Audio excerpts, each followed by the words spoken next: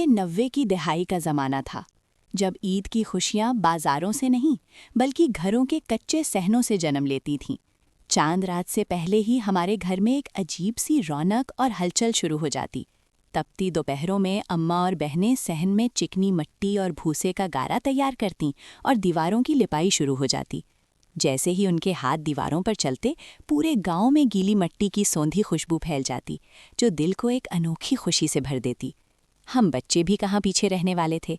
गीली दीवारों पर उंगलियां फेरकर अपने नाम लिखते और फिर अम्मा की प्यार भरी डांट सुनकर भाग जाते।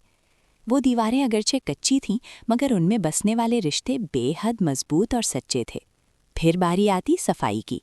अलमारियों से साल भर बाद निकलने वाले शाही बर्तन सहन में रखे जाते। तांबे और स्टील के बर्तनों को राख और साबुन से इतना चमकाया जाता कि वो आईने की तरह चमकने लगते।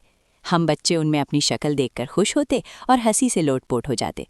इसके बाद कढ़ाई वाले मेज़पोश निकाले जाते, जिन्हें सीधा करने पर बहनों में खूब नोक-झोंक होती, मगर यही छोटी छोटी लड़ाइयाँ घर की रौनक थीं।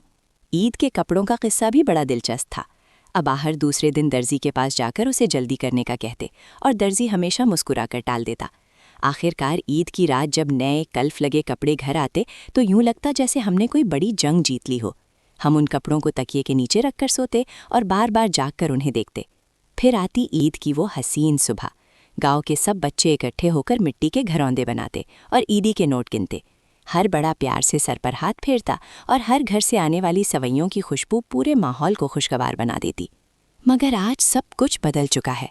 कच्चे घर पक्के हो गए, मगर दिलों की नरमी कहीं खो गई। अब ईद सिर्फ तस्वीरों और स्टेटस तक महदूद होकर रह गई है। वो सादा मगर सच्ची खुशियाँ कहीं पीछे रह गईं। वाकई वो वक्त अजीब था। जीबें खाली थीं मगर दिल भरे हुए थे, और आज जीबें भरी हैं मगर दिल खाली लगते हैं।